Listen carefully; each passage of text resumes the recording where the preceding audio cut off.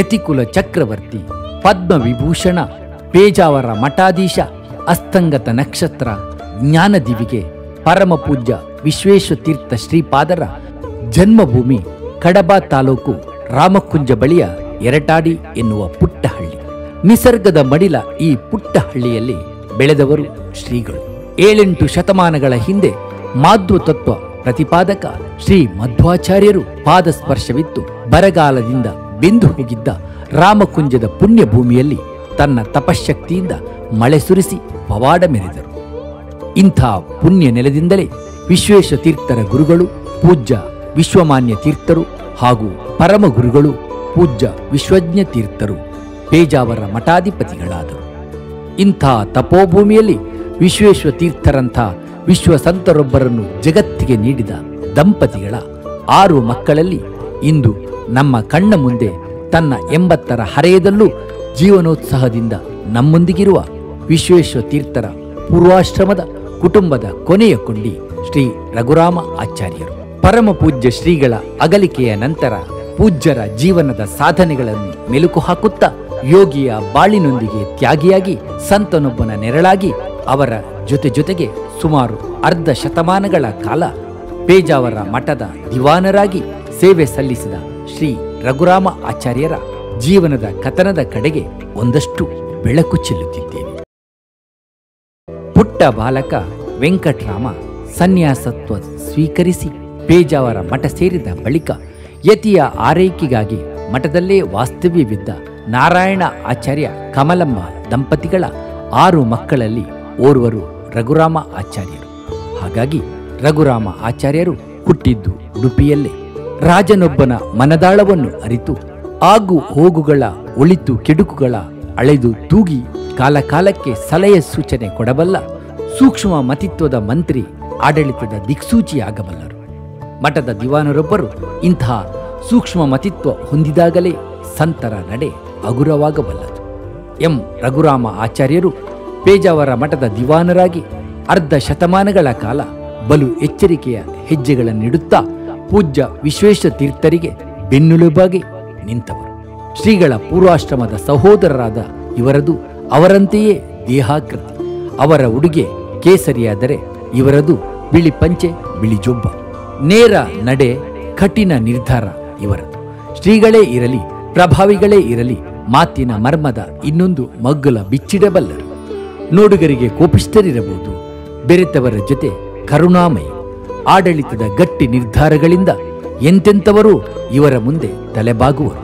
ಇವೆಲ್ಲವೂ ಶ್ರೀಗಳಿಗಾಗಿ ಹಾಗೂ ಮಠದ ಗೌರವಕ್ಕಾಗಿ ಹೊರತು ಪ್ರತಿಷ್ಠೆ ತೋರುವುದಕ್ಕಲ್ಲ. ಇವರ ವಯಸ್ಸು 80. ಪತ್ನಿ ಗೀತಾ, ಮಕ್ಕಳಿಬ್ಬರು ಸಹನಾರಾವ್ ಮತ್ತು ಸ್ನೇಹ ಆಚಾರ್ಯ. ಅಳಿಯಂದಿರು ಶ್ರೀನಿವಾಸರಾವ್ ಹಾಗೂ ವಿಷ್ಣುಮೂರ್ತಿ ಆಚಾರ್ಯ. ಮಕ್ಕಳು ಮೊಮ್ಮಕ್ಕಳನ್ನೊಳಗೊಂಡ ಸಂತೃಪ್ತ ಕುಟುಂಬದ ಯಜಮಾನರು ನಮ್ಮ ದಿವಾನರು.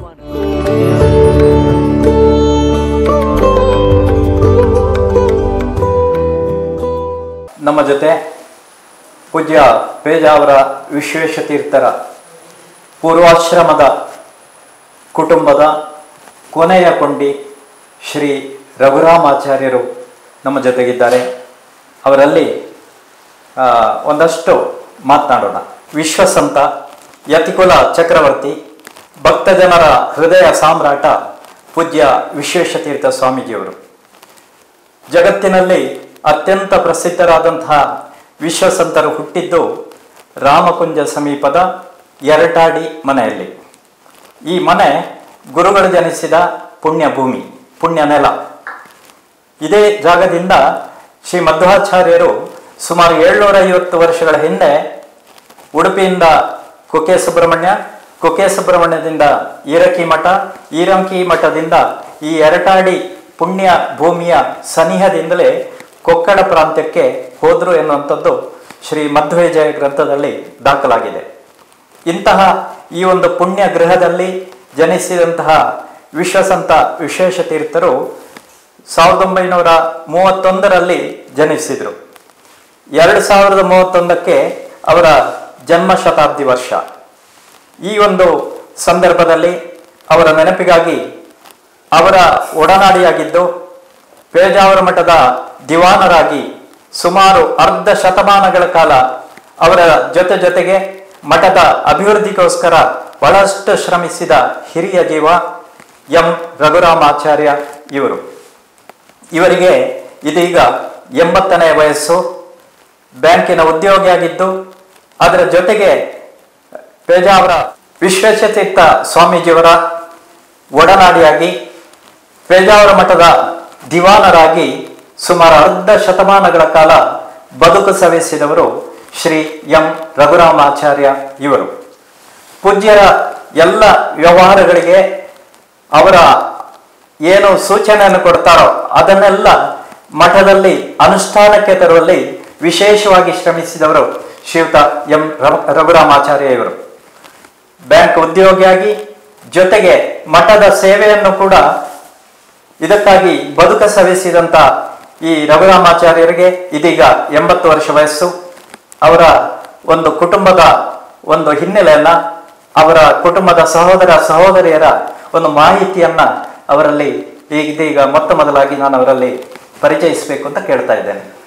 ನಮಸ್ಕಾರ. ನಾವು ಸ್ವಾಮೀಜಿಯವರು ಸೇರಿ 3 ಜನ ಅಣ್ಣ ತಮ್ಮಂದಿರು, 3 ಜನ ಸಹೋದರಿಯರು.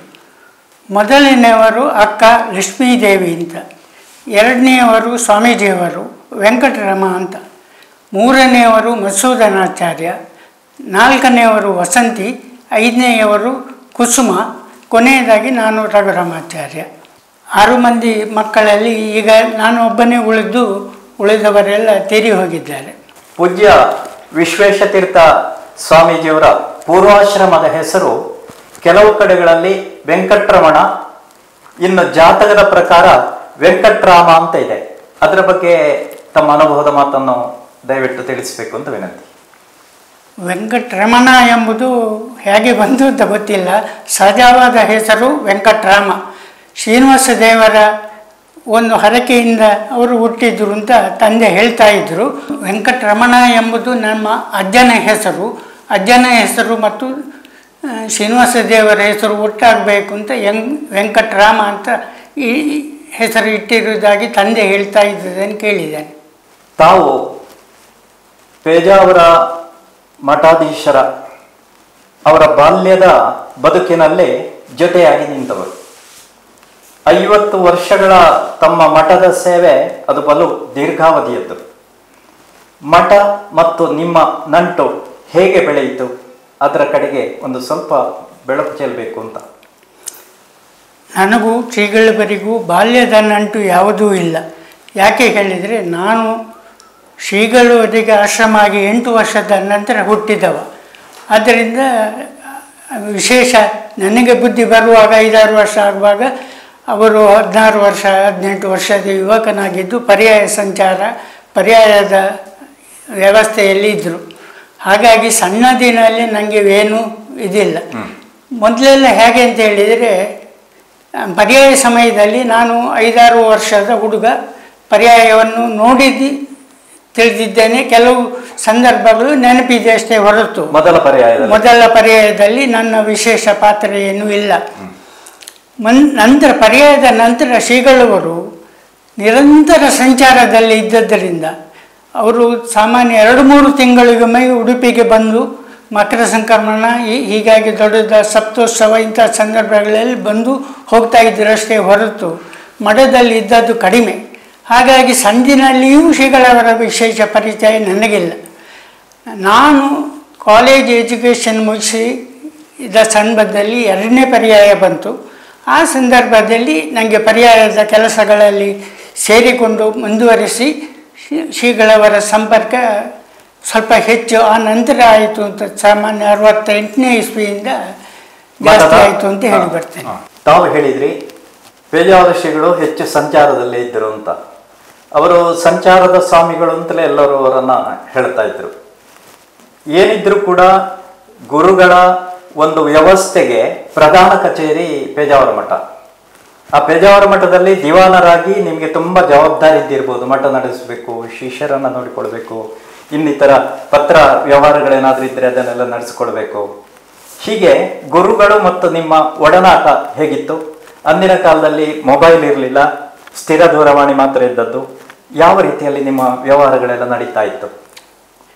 ಮೊದಲಿನ ಕಾಲದಲ್ಲಿ ಈ ವಿಶೇಷವಾದ ಶ್ರೀಗಳವರ ಸಂಚಾರ ಹೇಳಿದರೆ ಅದು 2-3 ತಿಂಗಳಿಗೊಮ್ಮೆ ಉಡುಪಿಗೆ ಬರುವುದು. ಮಧ್ಯದಲ್ಲಿ ಹಾಗೆ ಬರ್ತಿರ್ಲಿಲ್ಲ. ವರ್ಷಕ್ಕೊಂದು 3-4 ಸಲ ಬಂದರೆ ವಿಶೇಷ. ಆದರೆ ಆ ಸಂದರ್ಭದಲ್ಲಿ ತಂದೆಯವರು ವ್ಯವಹಾರವನ್ನು ನೋಡಿಕೊಳ್ತಾ ಇದ್ದರು. ತಂದೆ ನಾರಾಯಣಾಚಾರ್ಯರು, ತಾಯಿ ಕಮಲಮ್ಮ. ತಂದೆಯವರು ವ್ಯವಹಾರಗಳನ್ನು ನೋಡಿಕೊಳ್ತಾ ಇದ್ದರು. ಮೊದಲಿನ ವರ್ಷಗಳಲ್ಲಿ ಈಗ ಭೂಮಸೂದೆ ಬಾರದ ಇದ್ದಿದ್ದರಿಂದ ಗೇಣಿ ವಸೂಲಿ ದೊಡ್ಡ ಜವಾಬ್ದಾರಿಯಾಗಿತ್ತು. ಅದನ್ನು ತಂದೆಯವರೇ ನಡೆಸ್ತಾ ಇದ್ದವು. ಬೇರೆ ಬೇರೆ ಅವರ ಹಾಲು ಹವಾಲುಗಳನ್ನು ಕೇಳಿ ಕಡಿಮೆ ಮಾಡುವುದು, ಹೆಚ್ಚು ಮಾಡುವುದು ಎಲ್ಲ ಇತ್ತಿತ್ತು. ಅದನ್ನೆಲ್ಲ ತಂದೆಯವರು ನೋಡಿಕೊಳ್ತಾ ಇದ್ದರು. ಆಗ ನಾನು ಜವಾಬ್ದಾರಿ ಏನಿಲ್ಲ. ನನಗೆ ಜವಾಬ್ದಾರಿ ಬಂದದ್ದು 2ನೇ ಪರ್ಯಾಯದಲ್ಲಿ. ಆಗ ತಂದೆಯವರಿಗೆ ಅಸೌಖ್ಯ ಇದ್ದದ್ದರಿಂದ ಎಸ್ ವಿ ತೋಳ್ಪಾಡ್ತಾಯರು ಅಂತ ನನ್ನ ಭಾವ ವ್ಯವಹಾರ ನೋಡಿಕೊಳ್ತಾ ಇದ್ರು. ಅವರಿಗೂ ಸ್ವಲ್ಪ ಇಷ್ಟು ಕೆಲಸ ಮಾಡಲಿಕ್ಕೆ ಸಾಧ್ಯವಾಗುವುದಿಲ್ಲ ಅಂತ ಹಣಕಾಸು ವ್ಯವಹಾರವನ್ನು ನೋಡಿಕೊಳ್ಳಕ್ಕೆ ನನ್ನನ್ನು ನೇಮಿಸಿದರು. ಮುಂದಕ್ಕೆ ಅವರ ನಂತರ ನಾನು ದಿವಾನರಾಗಿ ಮುಂದುವರೆದೆ. 4 ಪರ್ಯಾಯಗಳಲ್ಲಿ ವಿಶೇಷ ಜವಾಬ್ದಾರಿಯನ್ನು ತಾವು ಹೊತ್ತಿದ್ದೀರಿ.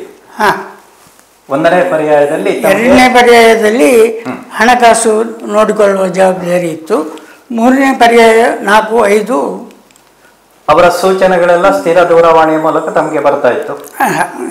ಆಗ ಫೋನು ಇದೆಲ್ಲ, ಫೋನ್ ಕಾದು ಅವರಿಗೆ ಅವಕಾಶ ಸಿಗಬೇಕು, ಬಹಳ ಕಷ್ಟ ಇತ್ತು. ಆಗ ಫೋನ್ ಬರುವುದು. ಪತ್ರ ವ್ಯವಹಾರ ಕೂಡ ನಡೀತಾ ಇತ್ತು. ಪತ್ರ ವ್ಯವಹಾರ ಇತ್ತು. ಅವರು ಅನೇಕ ವಿಷಯಗಳನ್ನು ಪತ್ರ ಮೂಲಕ ತಿಳಿಸ್ತಾ ಇದ್ರು. ನಾನು ತಿಳ್ಕೊಂಡಂತೆ ತಾವು ಬ್ಯಾಂಕ್ ಉದ್ಯೋಗಿಯಾಗಿ ಕೂಡ ನಿಮ್ಮ ಬದುಕನ್ನು ಕಟ್ಟಿಕೊಂಡಿದ್ದೀರಿ.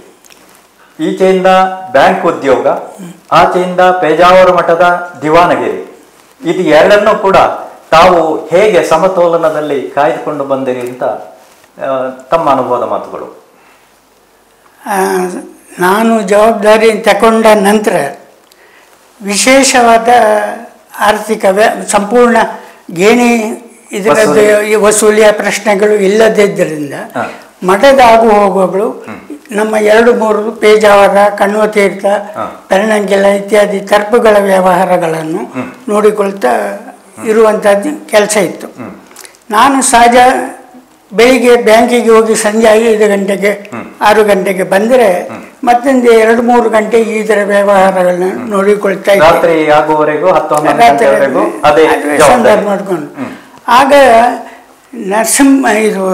ಶ್ಯಾಮ್ ಪಾಂಗಣ್ಣಯ್ಯರು ಅಂತ ಮೊದಲಿನಿಂದ ಉಡುಪಿಯವರೇ, ನೀರಜೆಯವರು ಅಲ್ಲಿಗೆ ಶಿಫ್ಟ್ ಆಗ್ತಾರೆ, ಇವತ್ತಿಗೆ ಉಡುಪಿಗೆ ಬಂದವರು.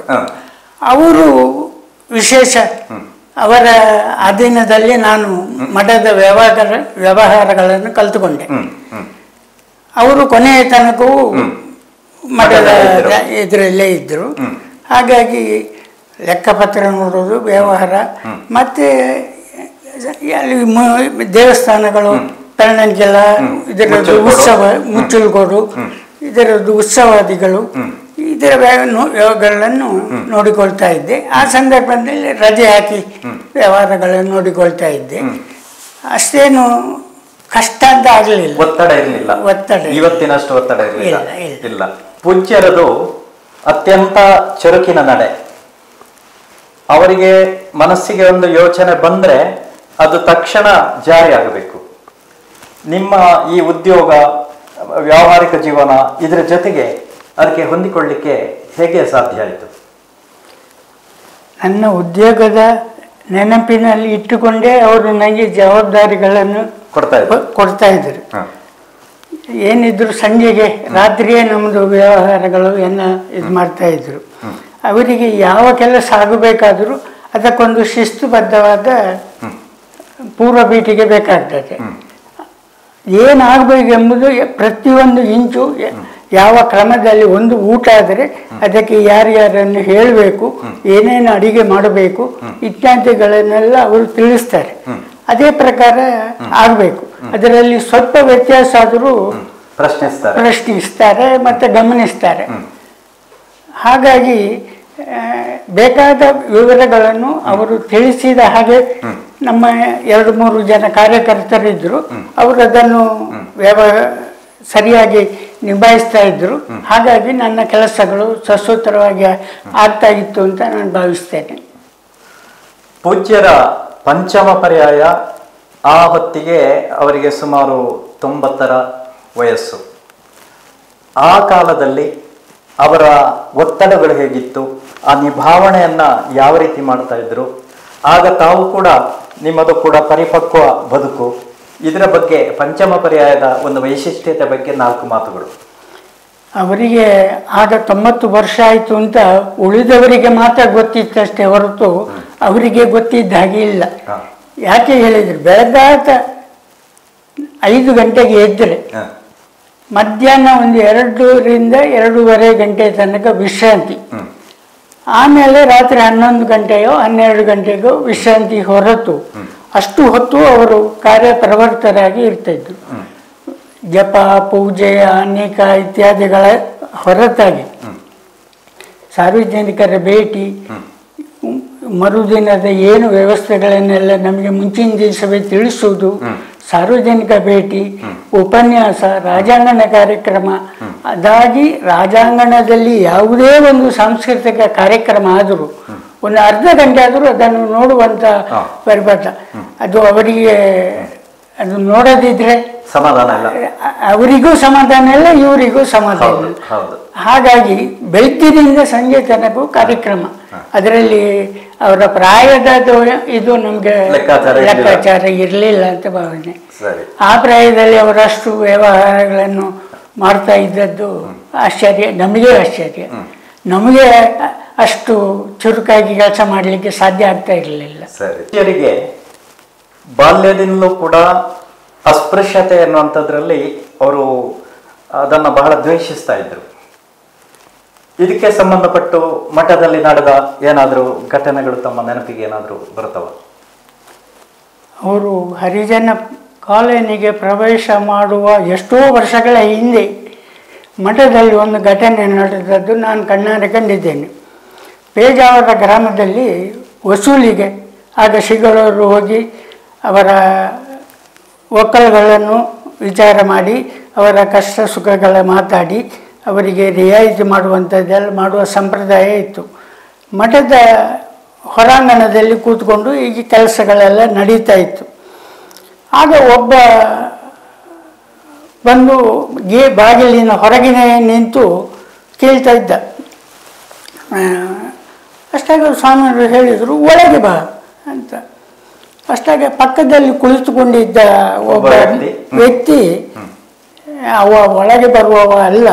ಅಷ್ಟಾಗ ಇವರು ಏನು ಕಂಡಿತೋ ಏನು, ಕೂಡಲೇ ಅವನನ್ನು ಒಳಗೆ ಬರಬೇಕು ಅಂತ ಹೇಳಿ ಅಲ್ಲಿಯೇ ಮಠದ ಒಳಗೆ ಬಂದು ಅವನ ಹತ್ರ ವ್ಯವಹಾರ ಮಾಡಿದ್ದಾರೆ. ಅಲ್ಲಿಂದಲೇ ಅವರ ಮನಸ್ಸಿನಲ್ಲಿ ಈ ಹರಿಜನ, ಈ ಪ್ರವೇಶಗಳು, ಉತ್ಸವದ ಮಠದ ಮುಚ್ಚಿಲ್ಗೋಡು ಕರ್ಣಗಿಲ್ ಉತ್ಸವಕ್ಕೆ ಹರಿಜನರು ಬಂದು ಅಂಗಣದಿಂದ ಹೊರಗೆ ಡೋಲು ಬಾರಿಸುವುದನ್ನು ಅವರು ಒಳಗೆ ಬಂದು ಮಾಡಿಸ್ಬೇಕು ಅಂತ ಹೇಳ್ತಿದ್ರು. ಇದೆಲ್ಲ ಈ ಹರಿಜನ ಪ್ರವೇಶದ ಮೊದಲಿನ ಕತೆ. ಅವರು ಬಾಲ್ಯದಿಂದಲೂ ಹರಿಜನರ ಬಗ್ಗೆ. ಅಂದರೆ ಇದು ಸುಮಾರು 1964ನೇ ಇಸವಿ ಇರಬೇಕು. 64. ನಾನು ಹುಡುಗ, ನಾನು ಕಣ್ಣಾರೆ ನೋಡಿದ್ದು, ಹೈಸ್ಕೂಲ್ ಹುಡುಗ. ಇದು ಕಾಲೇಜಿಗೆಲ್ಲ ಹೋಗೋ ಬದಲೇ 64ರ ಹಿಂದೆ. ಅಸ್ಪೃಶ್ಯತೆಯನ್ನ ಅಷ್ಟೋ ವರ್ಷಗಳ ಹಿಂದೆ ಸುಮಾರು 60 ಮನಸ್ಸಿನಲ್ಲಿತ್ತು. ಆಗ ಇದೆಲ್ಲ ಬೆಳಕಿಗೆ ಬರಲಿಲ್ಲ. ಇದು ಬೆಂಗಳೂರಲ್ಲಿ ಹರಿಜನ ಕಾಲೇಜಿಗೆ ಹೋದದ್ದು ಪ್ರಚಾರಕ್ಕೆ ಬಂದು ಅಲ್ಲಿಂದ ಇಲಾದ ಹೊರತು ಅವರು ಬಾಲ್ಯದಿಂದಲೂ ಮನಸ್ಸಿನಲ್ಲಿ ಇದ್ದ ಪ್ರಶ್ನೆ ಅಸ್ಪೃಶ್ಯತೆಯ ವಿರೋಧವಾಗಿ. ಪೂಜ್ಯರ ಶಿಷ್ಯ ಪ್ರೇಮ ಅತ್ಯಂತ ಜನಜನಿತ. ಅವರು ಬೇಕಾದರೆ ಖಾಲಿ ಹೊಟ್ಟೆಯಲ್ಲಿ ಕುಳಿತುಕೊಳ್ತಾ ಇದ್ರು. ಶಿಷ್ಯರು ಒಂದು ದಿನವೂ ಒಂದು ಕ್ಷಣವೂ ಖಾಲಿ ಹೊಟ್ಟೆಯಲ್ಲಿ ಇರಬಾರ್ದು, ಅವರಿಗೆ ಮೃಷ್ಟಾನ್ನ ಭೋಜನ ನೀಡಲೇಬೇಕೆನ್ನುವಂತಹ ಒಂದು ಚಿಂತನೆ ಇದ್ದವರು. ಅದಲ್ಲದೆ ಹಲವಾರು ರೀತಿಯಲ್ಲಿ ಶಿಷ್ಯ ಪ್ರೇಮವನ್ನು ಮೆರೆದವರು. ಆ ಬಗ್ಗೆ ತಮಗೆ ನೆನಪಿರುವ ಒಂದೆರಡು ಘಟನೆಗಳನ್ನು ಹೇಳಬಹುದಾ? ಒಂದು ಸಂದರ್ಭದಲ್ಲಿ ವಿದ್ಯಾರ್ಥಿಗಳಿಗೆ ಸ್ವಾಮಿಯವರಿಗೆ ಮಾತ್ರ ಈ ಅಭಿಷೇಕದಲ್ಲಿ ಕೆಲವು ಸಂದರ್ಭಗಳಲ್ಲಿ ಸ್ವಾಮಿಯವರಿಗೆ ಮಾತ್ರ ಸ್ವೀಟ್ ಮಾಡಿ ಸಾರ್ವಜನಿಕ ಹೊರ ಪಂಕ್ತಿಗಳಿಗೆ ಸ್ವೀಟು ಮಾಡ್ತಿರಲಿಲ್ಲ. ಇಲ್ಲಿ 2 ಮಾಡಿದರೆ ಇಲ್ಲಿ ಒಳಗೆ ಹೊರಗೆ 1 ಈ ನಮೂನೆ ಮಾಡ್ತಾ ಇದ್ದದ್ದು ಇವರ ಗಮನಕ್ಕೆ ಬಂದಿರಲಿಲ್ಲ. ಒಂದು ಸಲ ಗಮನಕ್ಕೆ ಬಂದು ಅವರು ಕೆಲವು ಸಮಯ ಸ್ವೀಟು ತಿನ್ನುವುದನ್ನೇ ಬಿಟ್ಟರು. ಹೊರಗೆ ಏನು ಮಾಡ್ತೀರಾ ಅದು ತನಗೂ ಅಷ್ಟೇ ಆಗಬೇಕು. ಎಷ್ಟು 1 ತಿಂಗಳ ಮೇಲೆ ಸ್ವೀಟ್ ತಗೊಳ್ಳುವುದನ್ನು ನಿರಾಕರಿಸಿದರು. ಕಡೆಗೆ ಇದು ಮಾಡಿ ಯಾರು ಎಲ್ಲಿಯೂ ಈಗ ಒಳಗೂ ಹೊರಗೂ ಭೇದ ಮಾಡಲಿಕ್ಕಿಲ್ಲ. ವಿಶೇಷವಾಗಿ ಜನರಿಗೆ ವ್ಯತ್ಯಾಸ ಮಾಡುವಂಥದ್ದನ್ನು ಅವರು ಎಲ್ಲಿಯೂ ಒಪ್ಪುವುದಿಲ್ಲ. ಎಲ್ಲಿವರೆಗೆ ಇತ್ತು ಅಂತ ಹೇಳಿದರೆ, ಮೊನ್ನೆ ಕಳೆದ ಪರ್ಯಾಯದಲ್ಲಿ ಭೋಜನ ಶಾಲೆಗೂ ಚೌಕಿ ಅಂಥದ್ದೇ ಊಟ ಮಾಡಬೇಕು ಅಂತ, ಊಟ ಹಾಕಬೇಕು ಅಂತ ಪ್ರಯತ್ನಿಸಿದ್ರು. ಆದರೆ ಅಷ್ಟು ಐಟಮು ಅಷ್ಟು ಇದೆಲ್ಲ ಮಾಡಿಕೊಂಡು ಅದು ಹೆಚ್ಚು ಆಗ್ತಾ ಇರ್ತದೆ. ಜನಸಂಖ್ಯೆ ಸ್ಥಿಮಿತ ಜಾಸ್ತಿ, ಅದನ್ನು ಹೆಚ್ಚು ಕಡಿಮೆ ಮಾಡೋದು ಕಷ್ಟ ಅಂತ ಹೇಳಿ ಕಡೆಗೆ ಪಾಯಸ ಮತ್ತು ಸ್ವೀಟ್ ಭೋಜನ ಶಾಲೆಗೆ ಪ್ರಾರಂಭ ಮಾಡಿದ್ದು ಇವರೇ. ಒಂದು ಸೆಕ್ಷನ್ನು ನಿತ್ಯ ಸ್ವೀಟ್ ಮಾಡ್ತಾ ಇತ್ತು. 7 ದಿನಕ್ಕೆ 7 ಸ್ವೀಟನ್ನು ಅವರೇ ಬರೆದು ಕೊಟ್ಟಿದ್ದಾರೆ. ಅದೇ ಸ್ವೀಟ್ ಮಾಡಿ ಭೋಜನ ಶಾಲೆಗೆ ಪಾಯಸ ಯಾವುದು ಸ್ವೀಟ್ ಯಾವುದು ಅಂತ. ಮತ್ತು ಭೋಜನ ಶಾಲೆಗೆ ಹೋಗಿ ಆಗುವ ಅಡುಗೆ ಇತ್ಯಾದಿಗಳನ್ನೆಲ್ಲ ನೋಡಿ ಅದಕ್ಕೆ ಪದಾರ್ಥಗಳು ಸಾಮಾನುಗಳು ತರಕಾರಿ ಎಲ್ಲ ಬಿದ್ದಿದೆ ಅಂತ ವಿಚಾರ ಮಾಡಿ ಮಾಡ್ತಾಯಿದ್ದರು. ಅದಕ್ಕಿಂತ ಒಂದು ಬಹಳ ಹಿಂದಿನ 1968ರ ಘಟನೆ. ವಿದ್ಯಾರ್ಥಿಗಳಿಗೆ ಪಾಸು ಕೊಡುವ ಸಿಸ್ಟಮ್ ಇತ್ತು. ಯಾವುದಕ್ಕೆ? ಊಟಕ್ಕೆ, ಭೋಜನ ಶಾಲೆ ಊಟಕ್ಕೆ. ಈಗ ಸಾರ್ವಜನಿಕ ಊಟ ಶುರುವಾಗಿ ಅಂತ ಇಲ್ಲ, ಎಲ್ಲ ಬರ್ತಾರೆ ಹೋಗ್ತಾರೆ, ಇದಿಲ್ಲ. ಆಗ ಪಾಸ್ ತಗೊಳ್ಳಿಕ್ಕೆ ಎಲ್ಲ ಅರ್ಜಿ ತಗೊಳ್ಳೋದು. 1863 ಅರ್ಜಿ ಬಂದಿತ್ತು ಆ ವರ್ಷ. ಅದು ಆ ಸಂಖ್ಯೆ ಸಮೇತ ನೆನಪಿಲ್ಲ. ಊಟದ ಪಾಸಿಗೆ ಅಷ್ಟು ಇಂಟರ್ವ್ಯೂ ಅವರು ಮಾಡಬೇಕು. ಇಂಟರ್ವ್ಯೂ ಮಾಡಿದ್ರು. ಮಾಡಿ ದಿನ ಸಂಜೆ 1 ಗಂಟೆ 68ರಲ್ಲಿ 1 ಗಂಟೆ ವಿದ್ಯಾರ್ಥಿಗಳು ಕಾಲೇಜ್ ಬಿಟ್ಟು ಬಂದು ಇಂಟರ್ವ್ಯೂ ಆಗಿ ಒಂದು ಬ್ಯಾಚು ಫಸ್ಟ್ ಕ್ಲಾಸ್ ಬಂದವರಿಗೆಲ್ಲ ಕೊಡುವುದು ಅಂತ ಆಯಿತು. ಕೊಟ್ಟಿದ್ದು 200-300 ಪಾಸು ಹೋಯ್ತು. 1800ರಲ್ಲಿ 200. ಇದು ಪ್ರಯೋಜನ ಇಲ್ಲ, ಸೆಕೆಂಡ್ ಕ್ಲಾಸು ಕೊಡಿ ಅಂತ ಆಯಿತು. ಸೆಕೆಂಡ್ ಕ್ಲಾಸ್ಗೆ ಕೊಟ್ಟಿತ್ತು. ಅದು ಒಂದು 500-600 ಆಯಿತು, ಪೂರ್ತಿ ಆಗಲಿಲ್ಲ. ಕಡೆಗೆ 3rd ಕ್ಲಾಸ್ ಬಂದವರಿಗೂ ಕೊಡೋರು. ಕಾಲೇಜಿಗೆ ಹೋಗ್ತಾರಲ್ವ, ಮತ್ತೆ ಊಟ ಮಾಡಬೇಕಲ್ವ, ಅದಕ್ಕೇನು ಕ್ಲಾಸ್ ಏನು ಲೆಕ್ಕ ಇಲ್ಲ, ಕೊಡಿ ಅಂತ ಆಯ್ತು. ಅದು ಸಹ ಕೊಟ್ಟಿತ್ತು. ಕಡೆಗೆ 1 ಪಾರ್ಟ್ ಹೋದವರೆಲ್ಲ ಇದ್ದರು. ಅವರು ಕಾಲೇಜಿಗೆ ಹೋಗ್ತಾರೆ ಅಂದಾದ್ಮೇಲೆ ಅವರಿಗೆ ಊಟ ಬೇಕೇ ಅಲ್ವಾ, ಅವರಿಗೆ ಕೊಡಿ. ಕೊಟ್ಟು ಒಂದು 27 ಪಾಸು ಉಳಿಯಿತು. ಅದಕ್ಕೆ ಎಷ್ಟು ಮಂದಿಗೆ ಕೊಟ್ಟಾಯಿತು.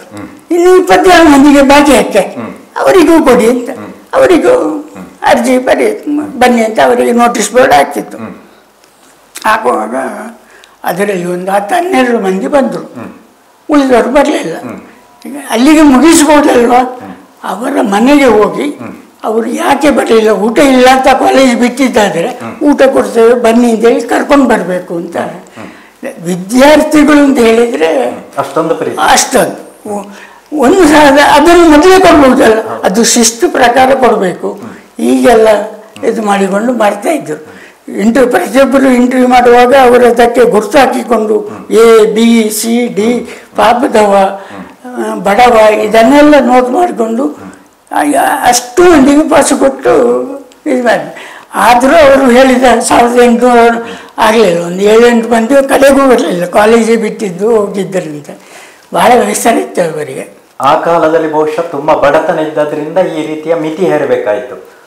ಹೌದು, ಅಲ್ಲ ಅದು ಒಟ್ಟು ಕೊಡುವುದಲ್ಲ ಪಾಸ್, ಅದಕ್ಕೆ ಮಹತ್ವ ಬೇಕು, ಬೆಲೆ ಬೇಕು. ಕೇಳಿದ ಊಟ ಕೊಟ್ಟು ಧರ್ಮದ ಊಟದ ಹಾಗೆ ಅಲ್ಲ, ಅದು ಧರ್ಮದ ಊಟವೇ ಆದರೂ ಧರ್ಮದ ಊಟದ ಹಾಗೆ ಅಲ್ಲ.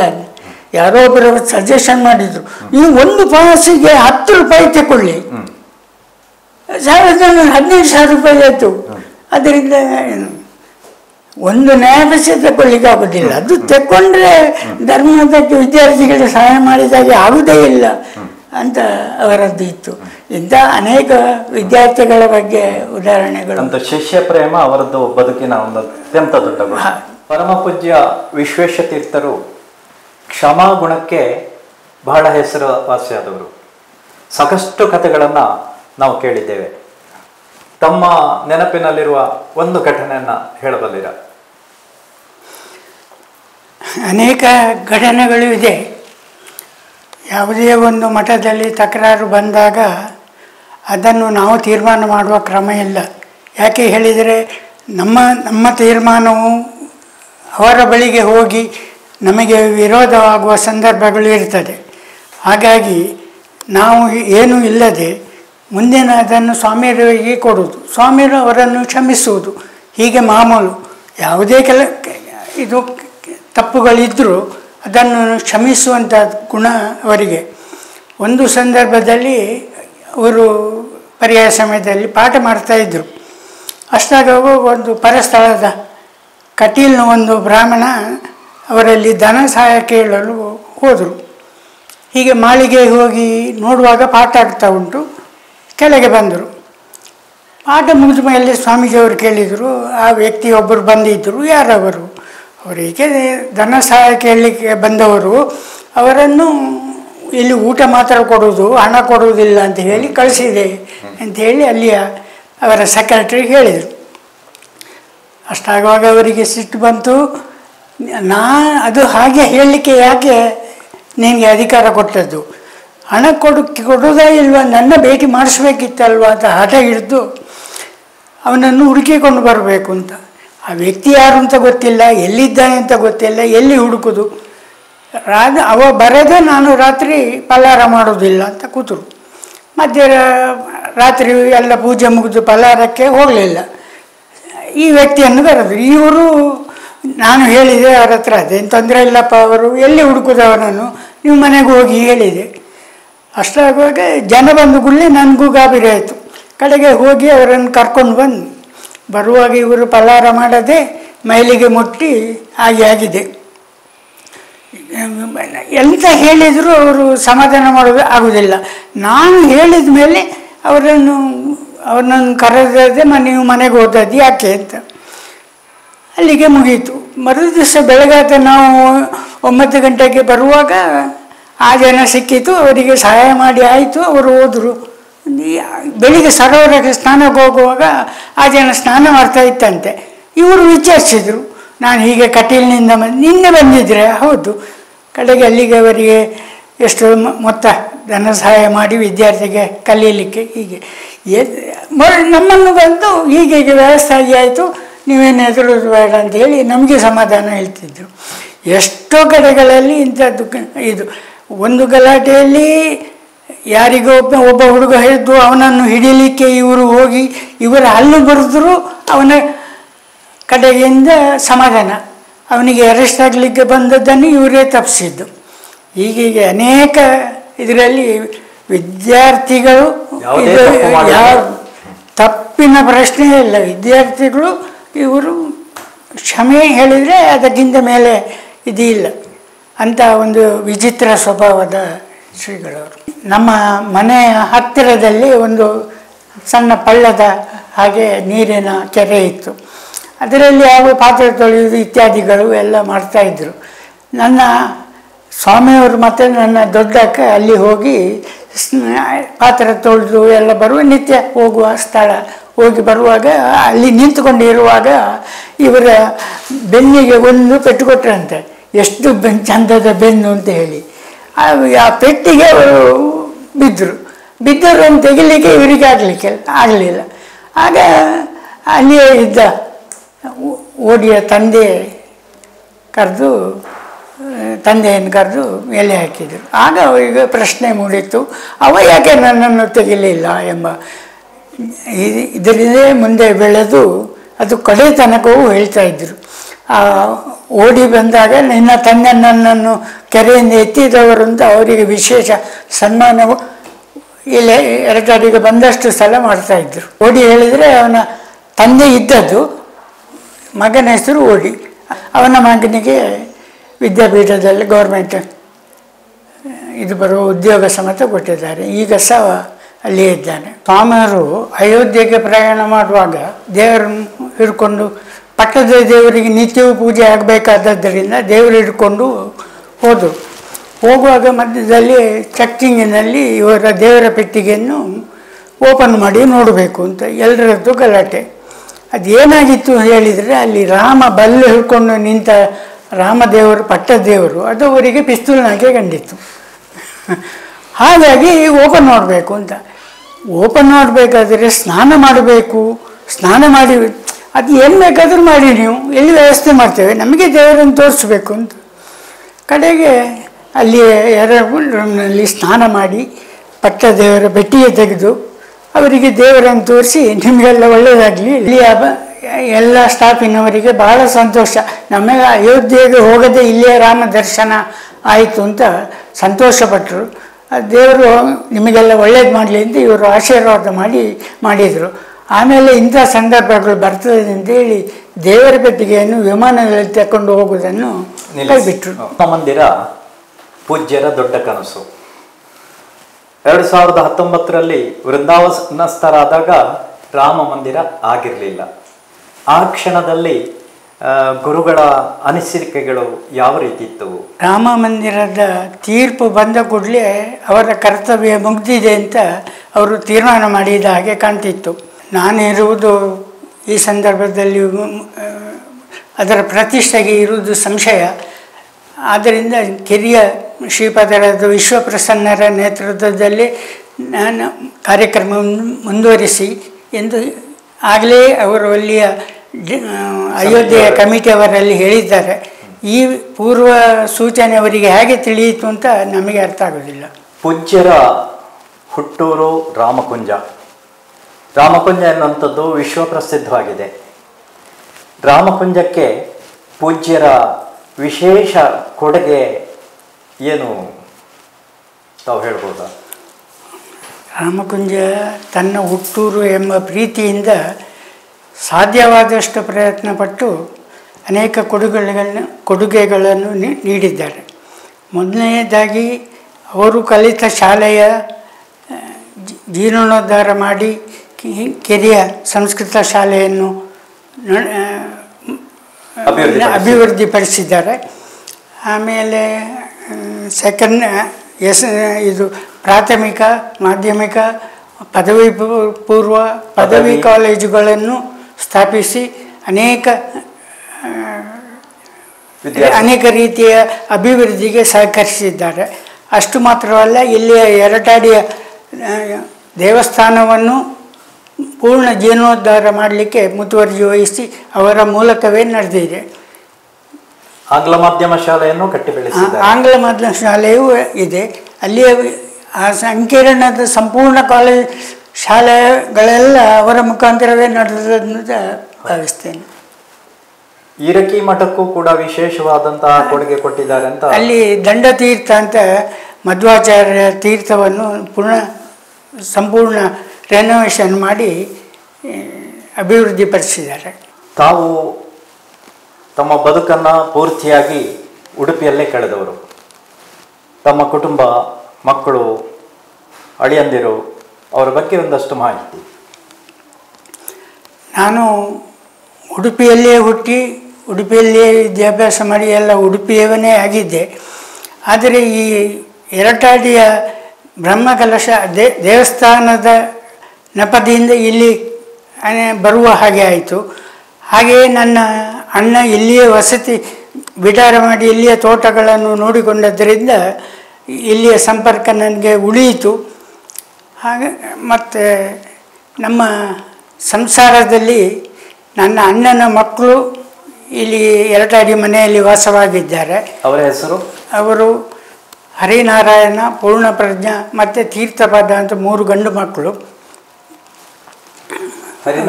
ಹರಿನಾರಾಯಣಾಚಾರ್ಯರು ಇಲ್ಲಿ ರಾಮಕುಂಜ ಶಾಲೆಯಲ್ಲಿ ನಿವೃತ್ತರಾಗಿ ಈಗ ಮನೆಯ ಜವಾಬ್ದಾರಿಯನ್ನು ನೋಡಿಕೊಳ್ತಾ ಇದ್ದಾರೆ. ದೇವಸ್ಥಾನ ಮತ್ತು ಮನೆಯನ್ನು ಅವನೇ ನೋಡಿಕೊಳ್ತಾ ಇದ್ದಾನೆ.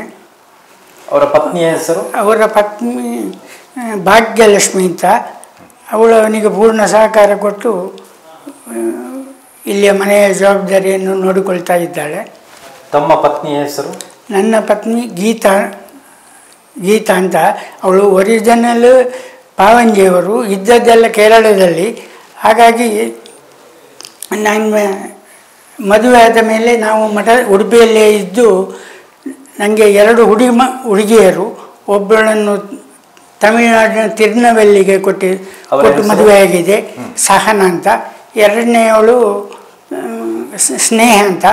ಅವಳು ಇಲ್ಲಿಯ ಉಡುಪಿಯ ಪರಿಸರದ ಕುಂಜಾರು ಗ್ರಾಮದ ವಿಷ್ಣುಮೂರ್ತಿ ಆಚಾರ್ಯವನ್ನು ವಿವಾಹವಾಗಿ ಈಗ ನಮ್ಮ ಮನೆಯ ಪಕ್ಕದಲ್ಲೇ ಇದ್ದಾಳೆ, ಉಡುಪಿಯ ಮನೆಯ ಪಕ್ಕದಲ್ಲೇ ಇದ್ದಾಳೆ. ದೊಡ್ಡಹಳ್ಳಿಯನ ಹೆಸರು? ದೊಡ್ಡಹಳ್ಳಿ ಶ್ರೀನಿವಾಸ ಅಂತ. ಅವಳು ತಿರುನವೆಲ್ಲಿ ಹತ್ತಿರ ವ್ಯವಹಾರ ನಡೆಸ್ತಾ ಇದ್ದಾರೆ. ಅವರಿಗೆ ಎಷ್ಟು ಜನ ಮಕ್ಕಳು? ಅವರಿಗೆ 2 ಜನ ಗಂಡು ಮಕ್ಕಳು. ಒಬ್ಬ ಬೆಂಗಳೂರಲ್ಲಿ ಉದ್ಯೋಗದಲ್ಲಿದ್ದಾನೆ, ಇನ್ನೊಬ್ಬ ಮೈಸೂರಲ್ಲಿ ಉದ್ಯೋಗದಲ್ಲಿದ್ದಾನೆ. ವಿಷ್ಣುಮೂರ್ತಿ ಆಚಾರ್ಯ ಸ್ನೇಹ ದಂಪತಿಗಳಿಗೆ ಎಷ್ಟು ಜನ ಮಕ್ಕಳು? ಅವಳಿಗೆ ಒಬ್ಬಳೇ ಹುಡುಗಿ ವಿಂಧ್ಯ ಅಂತ.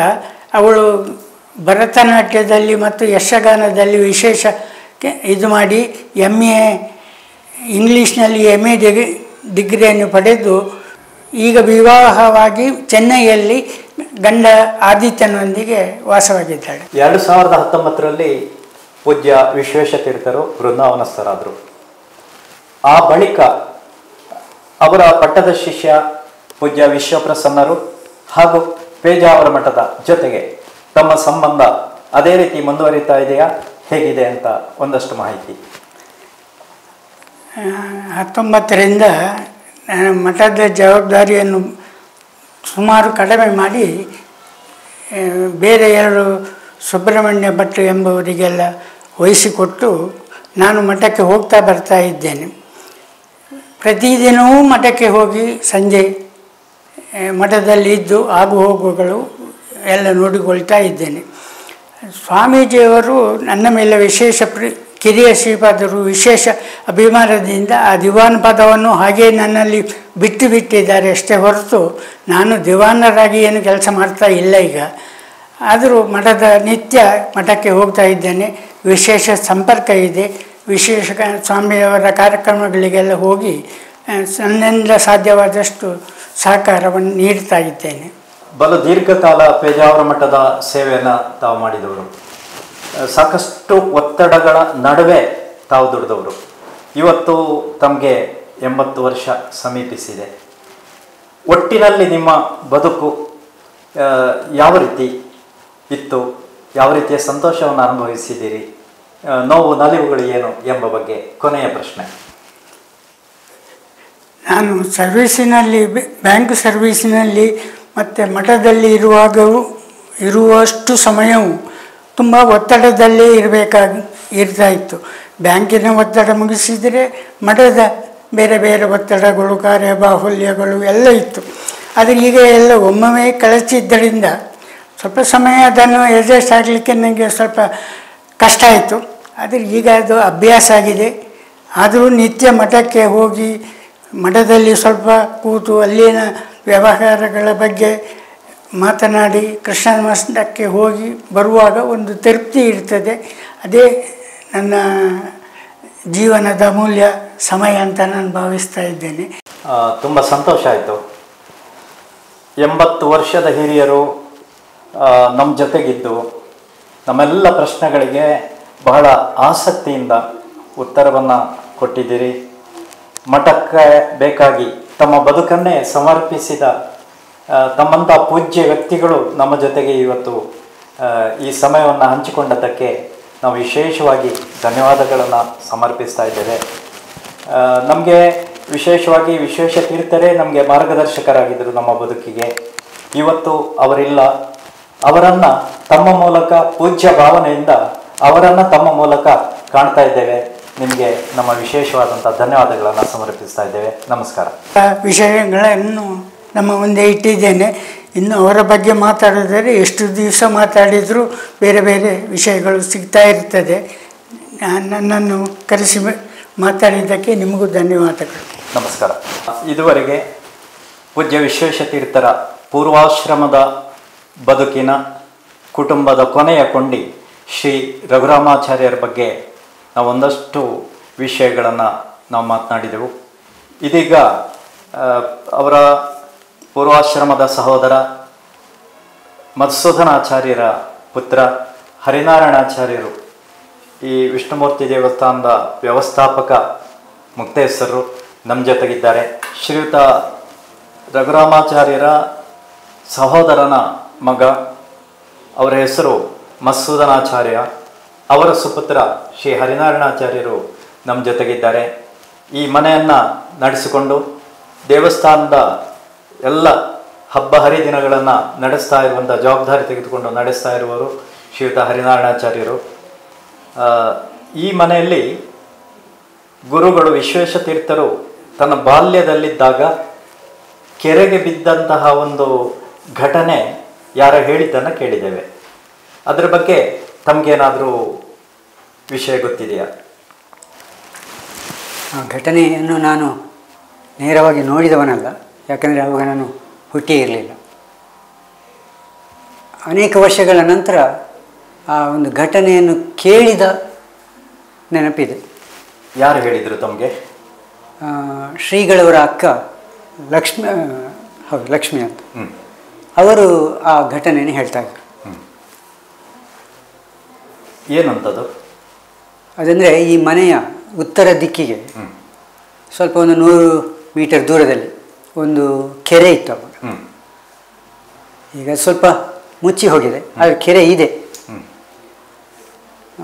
ಆ ಕೆರೆಯ ಹತ್ತಿರ ಒಂದು ದಿನ ಶ್ರೀಗಳವರು ಮತ್ತು ಅವರ ಅಕ್ಕ ಲಕ್ಷ್ಮಿ ಆಡ್ತಾ ಆಡ್ತಾ ಆ ಕೆರೆಯ ಹತ್ತಿರ ಬಂದ್ರಂತೆ.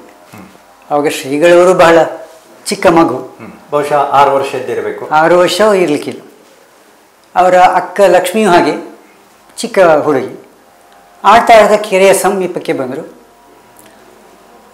ಆಡ್ತಾ ಆಡ್ತಾ ಇವಾಗ ಶ್ರೀಗಳವರು ಆಯ ತಪ್ಪಿ ಕೆರೆಗೆ ಬಿದ್ದುಬಿಟ್ರು, ನೀರಿನಲ್ಲಿ ಮುಳುಗಿದ್ರು. ಇಷ್ಟಾಗುವಾಗ ಆ ಕೆರೆಯ ಸಮೀಪದಲ್ಲೇ ಕೆಲವರು ದಲಿತರು ಏನೋ ಕೆಲಸ ಮಾಡ್ತಾಯಿದ್ರು.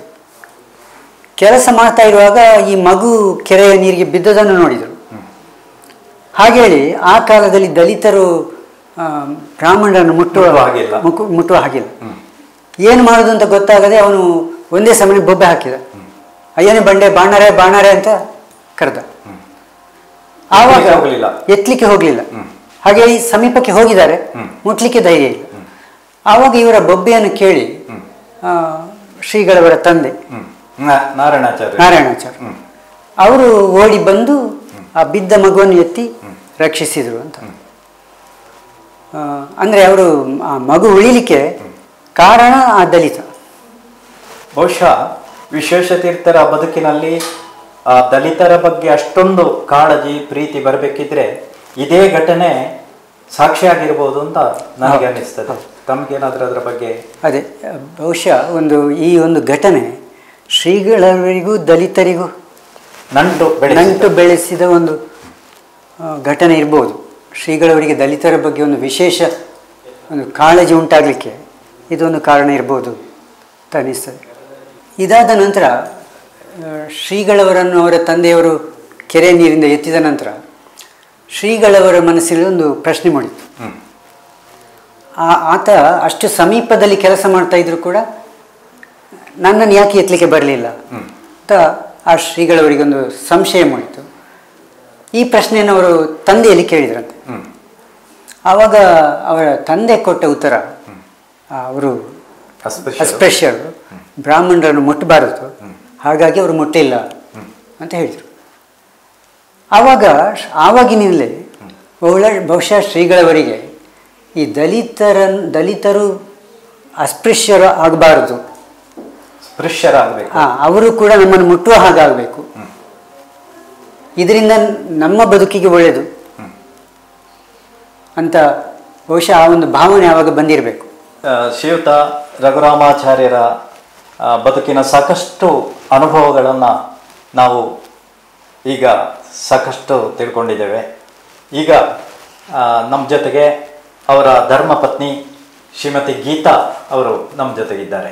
ತಮ್ಮ ಪತಿಯವರು ರಾತ್ರಿ ಹಗಲು ಮಠ, ಉದ್ಯೋಗ ಇತ್ಯಾದಿಗಳಲ್ಲೇ ತೊಡಗಿಸಿಕೊಂಡಿದ್ದವರು. ನೀವು ಮತ್ತು ಅವರು ಇದನ್ನೆಲ್ಲ ಹೇಗೆ ಚೆನ್ನಾಗಿ ಯಾವ ರೀತಿಯಲ್ಲಿ ನಿಭಾಯಿಸಿದ್ರಿ? ಅವರ ಇಷ್ಟೆಲ್ಲ ಒತ್ತಡಗಳು ನಿಮಗೆ ಕಿರಿಕಿರಿ ಆಗಲಿಲ್ವೇ? ಅವರ ಬಗ್ಗೆ ಎರಡು ಮಾತು. ಅಂದರೆ ನನಗೆ 74ನೇ ಇಸ್ವಿಯಲ್ಲಿ ಮದುವೆಯಾಗಿ ನಾನು ಮಠಕ್ಕೆ ಬಂದೆ. ಆಗ ನನ್ನ ಗಂಡಸರು ಫಸ್ಟ್ ಹೇಳಿದ್ದೇ ಹಾಗೆ, ಅವರ ತಂದೆ ಅವರಿಗೆ ಇದು ಮಠದ ಇದು ಕೊಡುವಾಗ ಹೇಳಿದ್ರಂತೆ, ಫಸ್ಟ್ ನಿನಗೆ ಮಠ, ಆಮೇಲೆ ಮನೆಯವರು, ಆಮೇಲೆ ನಿನ್ನ ಸಂಸಾರ, ನಿನ್ನ ಉದ್ಯೋಗ ಇದು, ಅದಕ್ಕೆ ನಿನಗೆ ಇದು ಉಂಟು ಅಂತ. ಅದು ನನ್ನನ್ನು ಹಾಗೆ ಅವರು ನನ್ನ ಗಂಡ ಹೇಳಿದ್ದಾರೆ ಶುರುವೇ. ಆಯಿತು ಅಂತೇಳಿ ಹಾಗೆ ನಾನು ಅವರೊಟ್ಟಿಗೆ ಇದು ಮಾಡಿದ್ದೇನೆ. ಮತ್ತು ನನ್ನ ಜೀವನಕ್ಕೆ ಅವರಿಗೇನು ನನಗೆ ಅದರಿಂದ ಪ್ರಾಬ್ಲಮ್ ಇದೆ ಏನೂ ಆಗಲಿಲ್ಲ, ಲಾಯ್ಕ ಇತ್ತು. ಬಂದು ಮಠದಲ್ಲಿ, ಮಠ ಅಂತ ಹೇಳಿದರೆ ಅವರಿಗೆ ಫಸ್ಟ್, ಮತ್ತೆ ಎಲ್ಲವೂ ಮಠದ ಬಗ್ಗೆ ಆಗಲಿ ಸ್ವಾಮಿಯರ ಬಗ್ಗೆ ಆಗಲಿ ಯಾರ ಬಗ್ಗೆ ಅವರು ಏನು ಹೇಳಿದರು ಅವರಿಗೆ ತನ್ನ ವೈಯಕ್ತಿಕ ವಿಷಯದಲ್ಲಿ ಯಾರು ಏನು ಹೇಳಿದರೂ ಅವರಿಗೆ ನಿಷ್ಠೂರ ಇಲ್ಲ. ಆದರೆ ಸ್ವಾಮಿಯರ ಬಗ್ಗೆ ಆಗಲಿ ಮಠದ ಬಗ್ಗೆ ಆಗಲಿ ಏನಾದರೂ ಹೇಳಿದರೆ ಅವರಿಗೆ ಸಿಕ್ಕಾಪಟ್ಟೆ ಅವರ ಕಂಡಪಟ್ಟ ನಿಷ್ಠೂರ. ಯಾಕೆಂತ ಹೇಳಿದರೆ ಅವರಿಗೆ ಸ್ವಾಮಿಯರ ಬಗ್ಗೆ ಅಷ್ಟು ನಂಬಿಕೆ, ಗೌರವ, ನಂಬಿಕೆ. ಯಾಕಂದರೆ ಅವರು ಶ್ರೀಗಳವರು ಎಂತ ಮಾಡಿದರು ಅದನ್ನು ಅದೇ ರೀತಿ ಮಾಡ್ತಾರೆ ಅಂತ ಅವರೊಟ್ಟಿಗೆ ಇದ್ದದರಿಂದ, ಹುಟ್ಟಿದ ಲಗಾಯಿತು ಅವರೊಟ್ಟಿಗೆ ಇದ್ದರಿಂದ ಅವರ ಬಗ್ಗೆ ಅಷ್ಟು ಅವರಿಗೆ ನಂಬಿಕೆ ಇದೆ. ಅದರಿಂದ ತಂದೆ ಒಟ್ಟಿಗೆ ಇದ್ದದರಿಂದ ಮಠದ ವಿಷಯ ಎಲ್ಲ ಗೊತ್ತದ್ರಿಂದ ಹಾಗೆ ನಮಗೆ ಅದು ಎಲ್ಲವೂ ನನಗೆ ಸಹ ಹಾಗೆ ಆದದ್ರಿಂದ ಅದಕ್ಕೆ ಬಹುಶಃ ಬಹಳ ಅನ್ಯೋನ್ಯತೆಯಿಂದ ಎಲ್ಲ ಸಮಸ್ಯೆಗಳನ್ನು ಅರಿತುಕೊಂಡು ಅವರ ಜೊತೆಗೆ ಬಾಳಿದ್ದೀರಿ. ಹೌದು, ಅದೆಲ್ಲ ಮಾಡಿದೆ. ಯಾಕಂದರೆ ನನಗೆ ಅಂತ ಅದರಲ್ಲಿ ಏನು ದೊಡ್ಡ ಪ್ರಾಬ್ಲಮ್ ಆಗಲಿಲ್ಲ, ಅದರಲ್ಲಿ ಕಮ್ಮಿ ಇದಾಯಿತು ಅಂತೇನು ಆಗಲಿಲ್ಲ. ಹಾಗೆ ಮಾಡಿದರೆ ಮತ್ತೆ ಅದರಿಂದ ಅವರಿಗೆ ಮಠ ಮುಖ್ಯ. ನನಗೆ ಹಾಗೆ ಹೇಳಿದ್ರಿಂದ ಮಕ್ಕಳನ್ನು ಅದೇ ರೀತಿ ನಾವು ಇದು ಮಾಡಿದ್ರಿಂದ ಮಕ್ಕಳಿಗೆ ಸಹ ಆ ಇದರಲ್ಲಿ ಆಗಲೇ ಇಲ್ಲ. ಅವರಿಗೆ ಎರಡನ್ನು ಸಮತೋಲನ ಮಾಡ್ತಿದ್ರು. ಮಕ್ಕಳ ವಿದ್ಯಾಭ್ಯಾಸಕ್ಕಾಗಲಿ ಅದಕ್ಕೆ ಆಗಲಿ ಯಾವ ತೊಂದರೆಯೂ ಮಾಡಲಿಲ್ಲ.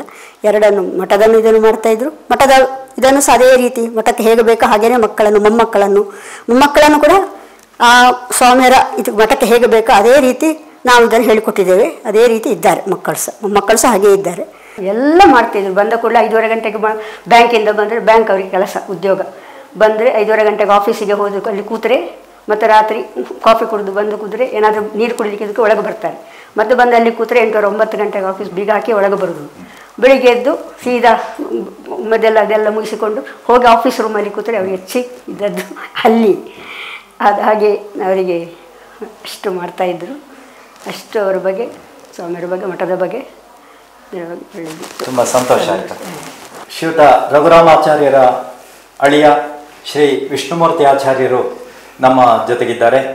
ಒಂದಷ್ಟು ಇವರ ಅನುಭವಗಳ ಕಡೆಗೆ ಬೆಳಕು ಚೆಲ್ಲಲಿಕ್ಕೆ ನಾವು ಪ್ರಯತ್ನಿಸ್ತಾ ಇದ್ದೇವೆ. ತಾವು ವಿಶ್ವೇಶತೀರ್ಥರ ಆಪ್ತ ಕಾರ್ಯದರ್ಶಿಯಾಗಿ ನಿಮ್ಮ ವೃತ್ತಿ ಬದುಕನ್ನು ಪೇಜಾವರ ಶ್ರೀ ವಿಶ್ವೇಶತೀರ್ಥರ ಜೊತೆಗೆ ಆರಂಭಿಸಿದ್ದೀರಿ. ಸುಮಾರು 35 ವರ್ಷಗಳನ್ನು ಮಿಕ್ಕಿ ಅವರ ಜೊತೆಗಿದ್ದೀರಿ. ಮಾತ್ರ ಅಲ್ಲ, ವಿಶ್ವಪ್ರಸನ್ನ ತೀರ್ಥರ ಜೊತೆಗೂ ಕೂಡ ಆಪ್ತ ಕಾರ್ಯದರ್ಶಿಯಾಗಿದ್ದೀರಿ. ತಮ್ಮ ಅನುಭವಗಳ ಬಗ್ಗೆ 4 ಮಾತು.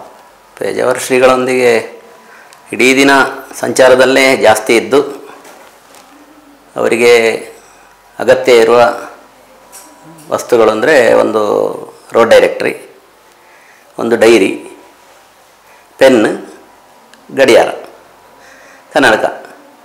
ಅದಿದ್ದರೆ ಅವರು ಎಲ್ಲಿಂದ ಎಲ್ಲಿ ಬೇಕಾದರೂ ಹೋಗ್ತಾರೆ. ದಾರಿಯಲ್ಲಿ ಎಲ್ಲಿ ಆ ದಾರಿ ತಪ್ಪಿದರೆ ಕೂಡಲೇ ಈ ದಾರಿ ತಪ್ಪಿದೆ ಅಂತ ಹೇಳಿ, ನಿದ್ರೆಯಲ್ಲಿದ್ದರೂ ಎದ್ದು ನೋಡಿದಾಗ ಇದು ಎಲ್ಲೋ ಇದು ಹೋಗಿದೆ ಅಂತ ಹೇಳ್ತಾರೆ. ಹಾಗೆ ಅವ್ರದ್ದೊಂದು ಫೈಲ್ ಇದೆ, ಅಲ್ಲೇ ಕೂತ್ಕೊಂಡು ಡೆಲ್ಲಿಗೆ ಫೋನ್ ಮಾಡು ಅಥವಾ ತನ್ನ ಶಾಲೆ ಅಥವಾ ಆಫೀಸ್ ರಾಮಗುಂಜಕ್ಕೆ ಅಥವಾ ಬೆಂಗಳೂರು ವಿದ್ಯಾಪೀಠ ಅವರಿಗೆ ಬೇಕಾದ ಯಾವ ಮೂಲೆಗೂ ಕೂಡಲೇ ಫೋನ್ ಮಾಡಿ ಅಲ್ಲಿ ಮಾತಾಡಬೇಕು. ಆ ಫೋನ್ ಡೈರೆಕ್ಟ್ರಿ ಒಂದು ಯಾವಾಗಲೂ ಅವರಿಗೆ ಹತ್ತಿರದಲ್ಲೇ ಇರ್ತಿತ್ತು. ಅಯೋಧ್ಯೆ ದಾರಿಯಲ್ಲಿ ಹೋಗುವಾಗ ಅಲ್ಲಿ ಪೊಲೀಸರೊಟ್ಟಿಗೆ ಜಗಳ, ಪೊಲೀಸರೊಟ್ಟಿಗೆ ಅವರಿಗೆ ಸಮಜಾಯಿಷಿ ಮಾಡಿ ನಾವು ಹೋಗೋದು ಗಲಾಟೆಗಲ್ಲ ದರ್ಶನಕ್ಕೆ ಅಂತ ಹೇಳಿ ಅಲ್ಲಿ ವಿಶ್ವ ಹಿಂದೂ ಪರಿಷತ್ ಮೀಟಿಂಗಿಗೆ ಎಲ್ಲ ಒಟ್ಟಿಗೆ ಹೋಗ್ತಿದ್ರು. ಎಲ್ಲ ಸ್ವಾಮಿಗಳನ್ನೆಲ್ಲ ಒಟ್ಟು ಮಾಡಿ ಒಂದು ಬಸ್ಸಲ್ಲಿ ಇಲ್ಲಿಂದ ಕರಸೇವೆಗೆ ಹೊರಟಿದ್ದು. ಆಗ ಪಲಿಮಾರ ಸ್ವಾಮಿಗಳಿಗೆ ಉಳಿದವರಿಗೆಲ್ಲ ಪೂಜೆಗೆಲ್ಲ ತೊಂದರೆ ಆಗದಂತೆ ಎಲ್ಲ ಕಡೆ ವ್ಯವಸ್ಥೆ ಅವರೇ ಕೂತ್ಕೊಂಡು ಮಾಡ್ತಿದ್ರು.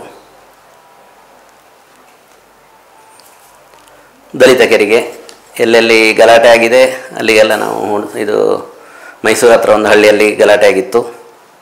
ಆಗ ಪೊಲೀಸರು ಬೇಡ ಅಂತ ಹೇಳಿದರು. ನಾನು ಹೋಗಿ ಅಲ್ಲಿ ಮಾತಾಡಿ ಬರ್ತೇನೆ, ಎರಡೂ ಪಾರ್ಟಿ ಹತ್ರ ಮಾತಾಡ್ತೇನೆ ಅಂತ.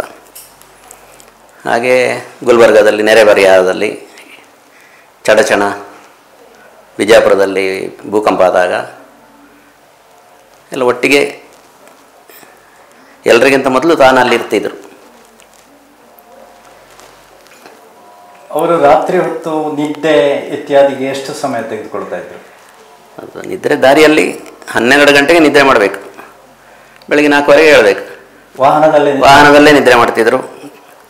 ಮತ್ತು ಹಾಗೆ ಸ್ವಲ್ಪ ತೊಂದರೆ ಇದ್ದಾಗ ಕೆಲವು ಡಾಬಾದ ಎದುರುಗಡೆ ಸ್ವಲ್ಪ ಜನಸಂಚಾರ ಇರುವಲ್ಲಿ ಗಾಡಿ ನಿಲ್ಲಿಸು, ನಾನೇ ಮಲಗ್ತೇನೆ, ಒಂದು 2 ಗಂಟೆ ನೀನು ಡಾಬಾದಲ್ಲಿ ಅಲ್ಲೆಲ್ಲ ಇದಿರ್ತದೆ ಮಂಚ, ಡ್ರೈವರ್ ಮಲಗಲಿ, ಆಮೇಲೆ ಎದ್ಕೊಂಡು ಹೋಗುವ ಅಂತೇಳಿ. ಹಾಗೆ ಹೆಚ್ಚಿನ ಇದರಲ್ಲೂ ಇದು ಅದೇ ರಾತ್ರಿ ಸಂಚಾರವೂ ಇತ್ತು. ಅವರ ಜೊತೆಗಿನ ನಿಮ್ಮ ಒಂದು ರೀತಿಯ ಒಡನಾಟ, ಬಾಂಧವ್ಯ ನಿಮಗೆ ಹೇಗೆ ಅನ್ನಿಸ್ತಾ ಇತ್ತು? ಲೌಕಿಕವಾಗಿ ನಮಗೆ ಸ್ವಲ್ಪ ಕೆಲವು ಸಲ ಕಿರಿಕಿರಿ, ಅಯ್ಯೋ ಇಷ್ಟು ಬೇಕಾ ಅಂತ. ಆದರೆ ಸ್ವಾಮಿಗಳು ಅಲ್ಲಿಗೆ ಹೋಗಲೇಬೇಕು ಅಂತ ಹೇಳಿದಾಗ ಆಯಿತು ನಾವು ಹೊರಡೋದು. ಅಲ್ಲಿ ಹೋದ್ಮೇಲೆ ಗೊತ್ತಾಗ್ತಿತ್ತು ಇದು ಬೇಕಿತ್ತು ಅಂತ. ಯಾರ್ಯಾರ್ದೋ ಇದಕ್ಕೆಲ್ಲ ಕಷ್ಟಪಟ್ಟು ಹೋಗ್ತಿದ್ರು ಕಾರ್ಯಕ್ರಮಗಳಿಗೆ. ಪ್ರಯೋಜನ ಇದೆಯಾ ಇಲ್ವಾ ಅದು ಅವರಿಗೆ, ಅವ್ರು ಕರೆದಿದ್ದಾರೆ, ನಾವು ಹೋಗಬೇಕು ಅಷ್ಟೇ. ಸಣ್ಣ ಕಾರ್ಯಕ್ರಮಕ್ಕೂ ಹೋಗಿದ್ದಾರೆ, ದೊಡ್ಡ ಕಾರ್ಯಕ್ರಮಕ್ಕೂ ಹೋಗಿದ್ದಾರೆ, ಎರಡೂ ನೋಡಿದ್ದೇನೆ. ಕೆಲವು ಅಭಿಮಾನದಿಂದ ಕರೀತಾರೆ, ಕೆಲವು ಅವರಿಗೆ ಬೇಕು. ಹಾಗೆ ಯಾವ ಪಕ್ಷವೂ ನೋಡ್ತಿರ್ಲಿಲ್ಲ, ಎಲ್ಲರೊಟ್ಟಿಗೆ ಹೋಗ್ತಿದ್ರು. ಸಣ್ಣವರು ದೊಡ್ಡವರು ನೋಡ್ತಿರ್ಲಿಲ್ಲ. ರಘುರಾಮಾಚಾರ್ಯ ಮೊದಲಿಂದಲೂ ಪೇಜಾವರ ಮಠದ ಎಲ್ಲ ಸಂಸ್ಥೆಗಳಲ್ಲೂ ಇದ್ದವರು. ಉಡುಪಿಯ ಬಾಲನಿಕೇತನ, ಹಾಸ್ಟೆಲ್, ಉಚಿತ ಚಿಕಿತ್ಸಾಲಯ, ಹಾಗೆ ಕೆಲವು ಸಂಸ್ಥೆಗಳಲ್ಲಿ ಫುಲ್ಲು ತೊಡಗಿಸಿಕೊಂಡವರು. ಅದರ ಬಗ್ಗೆ ಸ್ವಾಮಿಗಳು ಯಾವಾಗಲೂ ಫೋನ್ ಮಾಡಿ ಅವರ ಹತ್ರ ಕೇಳ್ತಿದ್ರು. ಅಲ್ಲಿ ಏನಾದರೂ ನೆರವಿಗೆ ಮತ್ತು ಬಡವರಿಗೆ ಪ್ರತಿ ವಾರ ಒಂದು ಎಂಥದ್ದು ವೈದ್ಯಕೀಯ ನೆರವು, ಅದರ ಒಂದು ಮೀಟಿಂಗ್, ಅದಕ್ಕೂ ಕಮಿಟಿಯಲ್ಲಿ ಇವರೇ ಇದ್ದದ್ದು. ಅದಕ್ಕೆ ಒಂದು ಕಾರ್ಯಕರ್ತರ ಗುಂಪು ದಿನ ಆಸ್ಪತ್ರೆಗೆ ಹೋಗಿ ಅವರು ಅರ್ಜಿ ಕೊಟ್ಟ ಕೂಡಲೇ ಅದನ್ನು ಹೋಗಿ ಅಲ್ಲಿ ಕೊಡಬೇಕಾ ಬೇಡ ಎಲ್ಲ ನೋಡಿಕೊಂಡು ಅದನ್ನು ಸ್ವಾಮಿಗಳಿಗೆ ರಿಪೋರ್ಟ್ ಮಾಡ್ತಾಯಿದ್ರು.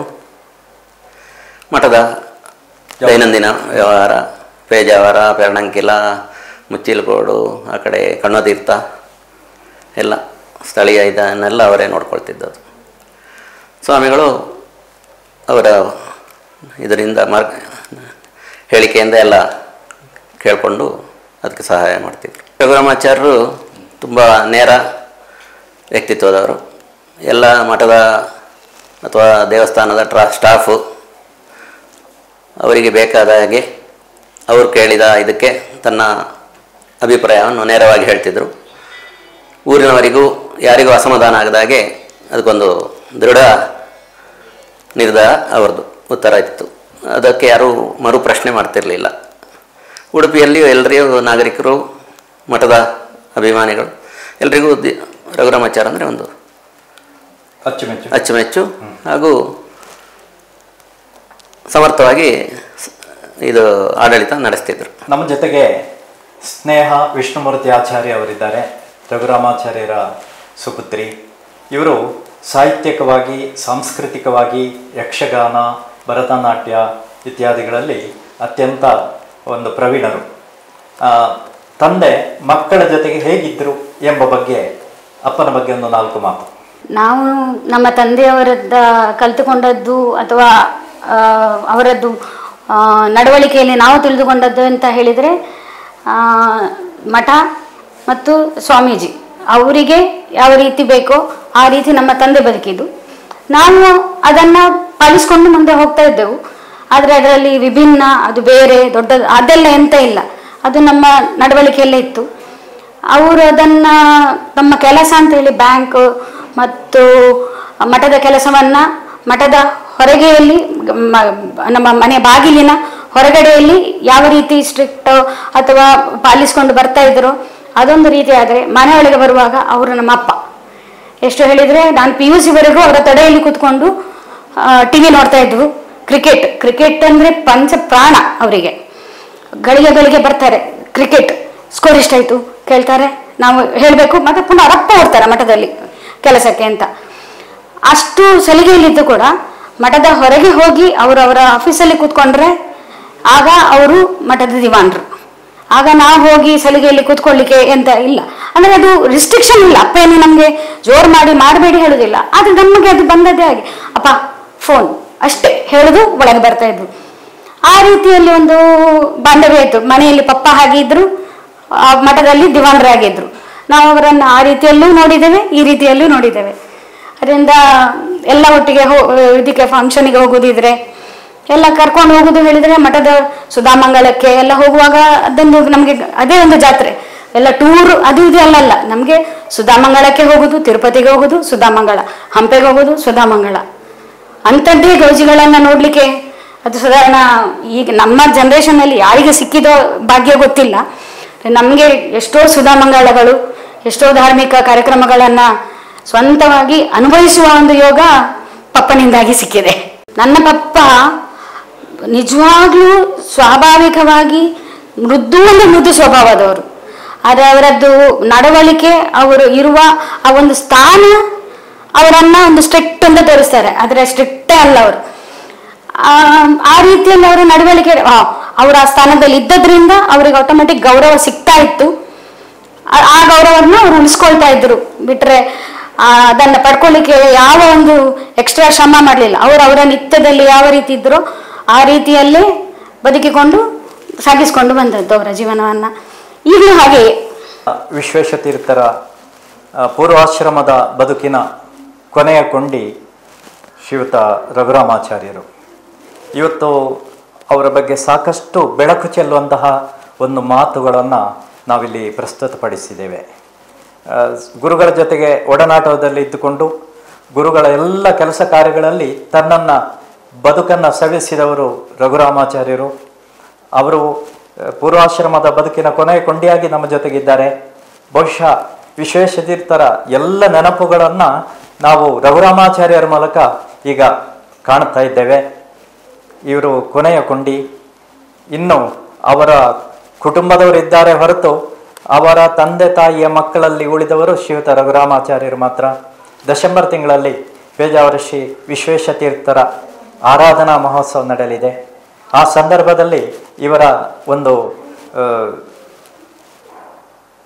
ಪರಿಚಯ ಎಲ್ಲ ಜನತೆಗಾಗುವಂಥದ್ದು ಒಂದು ಒಳ್ಳೆಯ ಕಾರ್ಯಕ್ರಮ. ನಮಗೆ ತುಂಬ ಸಂತೋಷ ಆಗಿದೆ. ನಮಗೆಲ್ಲರಿಗೂ ಕೂಡ ಪೂಜ್ಯರೇ ಆಗಿರುವಂತಹ ಶ್ರೀಯುತ ರಘುರಾಮಾಚಾರ್ಯರಿಗೆ ಆಯುರಾರೋಗ್ಯ, ಸಂಪತ್ತು, ಸುಖ ಇದನ್ನು ಶ್ರೀಕೃಷ್ಣದೇವರು ಹಾಗೂ ಪೂಜ್ಯ ವಿಶ್ವೇಶತೀರ್ಥರ ಅನುಗ್ರಹದಿಂದ ಅದು ಅವರಿಗೆ ಒದಗಿ ಬರಲಿ ಅಂತ ದೇವರಲ್ಲಿ ಪ್ರಾರ್ಥಿಸ್ತಾ ಅವರಿಗೆ ನಮಸ್ಕಾರ.